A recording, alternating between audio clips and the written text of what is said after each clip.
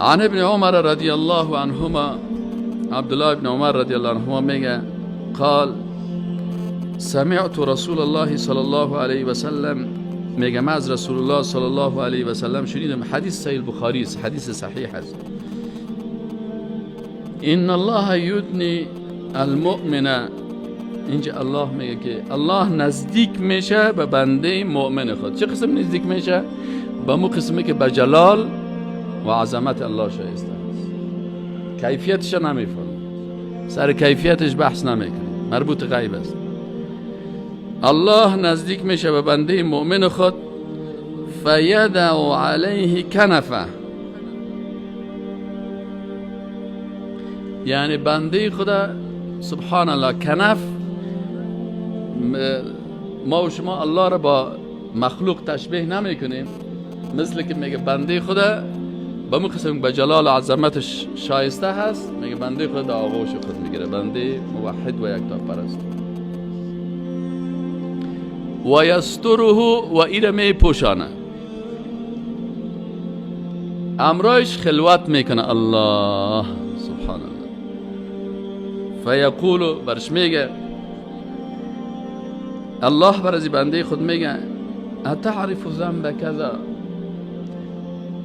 اینی گناه را فلانی وقت فلانی منطقه کردی، به فلانی منطقه کردی دغه گناه وکه په یاد دیده.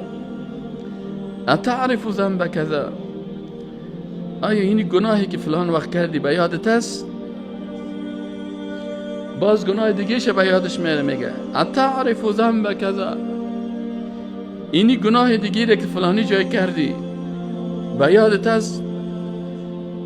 فیقول، بنده میگه نعم، بله پروردگارم، نعم ای رب، یا الله، بله کردیم، سر بنده خم است، خجالت است، شرمنده هست از گناه هایی که مخفی و پت کرده و دیگه مخلوقات خبر ندارن، فقط الله سرش خبر است. حتی اذا قرره بذنوبه، تا ای که اقرار از این ده تمام گناهایش میگیره، یک گناه های از این اقرارش میگیره، فلانی وقتی اینی گناه را کردی، فلانی وقتی اینی گناه را کردی، فلانی وقتی اینی اشتباه را کردی، فلانی وقتی اینی کار را کردی. و رأى فی نفسه انه هلکی، بنده وقتی که سعی میکنه که یا الله کل گناه های من یک الله حساب کرد و کلش، از دقیقش، از لحظهش، از جایش، از مکانش، از تنهاییش، از کل ازی چی میشه؟ و رأى فی نفسه انه هلک، خودش میگه والله هلاک شده، تباه شده، دیگر راه نجات نمان، کلش الله سرم اقرار گرفت.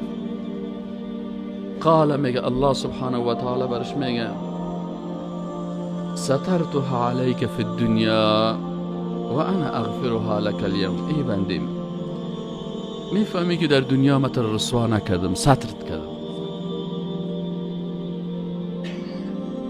کل گناه های تو را من میفهمیدم که در فلانی اتاق مدر آمدی، در فلانی جای داخل میشدی و گناه میکردی و ما در همونجا میتونستم تو را رسوا کنم. سترتها عليك في الدنيا، تو را در دنیا چی کردم؟ ستر کردم، رسوایت نکردم که مردم بیای سنگبارانت کنه، مردم بیای لعنتت کنه، بگه تو این گناه را کردی، سترت کردم. و انا اغفرها لك اليوم، و امروز هم برات مغفرت میکنم، امروز برو، در دنیا سترت کردم، حالا میبخشم، حالا برات چی میکنم؟ سترت میکنم، کس را خبر نمیذارم. فیعطا کتاب حسناته، الله غفور، الله رحمان، الله رحیم، الله متعال ببرکت ماه مبارک رمضان.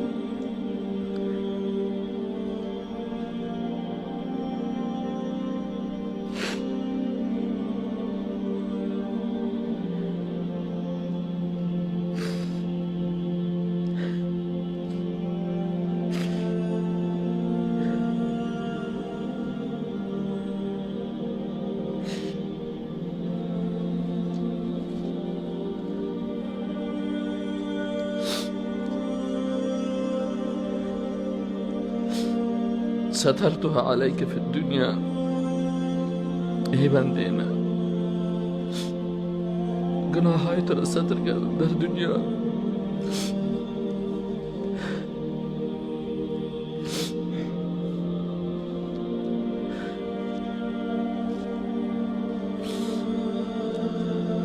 به مخلوقات رسوایت نکردم. و انا اغفرها لك اليوم، و من مغفرت میکنم بر تو امروز. حال میبخشم.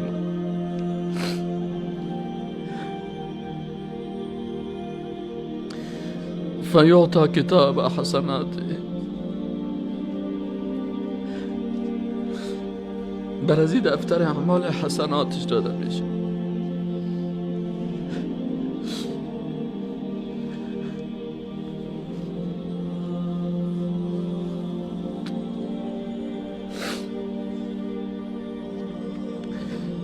و اما الکافر، و اما کافران و المنافقون، و کسایی که منافق هستند، ظاهرشان یک قسم است و باطنشان دیگر قسم است، با الله راست نیستند،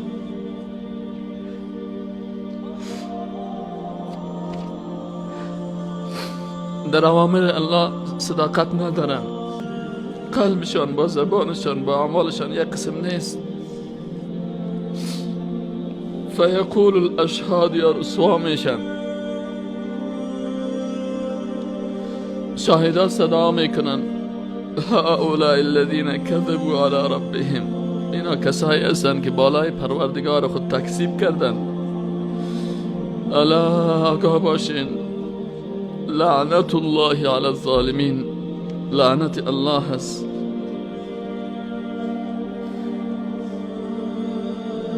لعنت الله هست بر ظالمان، کسایی که سر نفس خود ظلم کردن،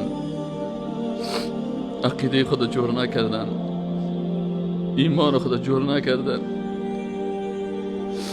موالات و معادات با الله جور نکردن، حق بر مردم باطل گفتن، باطل بر مردم حق بیان کردن، آیات الله را بر مردم غلط تفسیر کردن، دین الله را بر مردم غلط گفتن، مردم به شرک مبتلا کردن. الا لعنت الله علی الظالمین، لعنت الله هست بر کی؟ بالای ظالمان. و این گناه الله سبحانه و تعالی از او و گناهانش اعتراف میگیرد و بنده مومن خود را در معرض هلاک میبیند. آنگاه الله میفرماید در دنیا گناهانت را پوشانیدم، امروز نیز آنها را میپوشانم و مورد مغفرت خود قرار میدهم.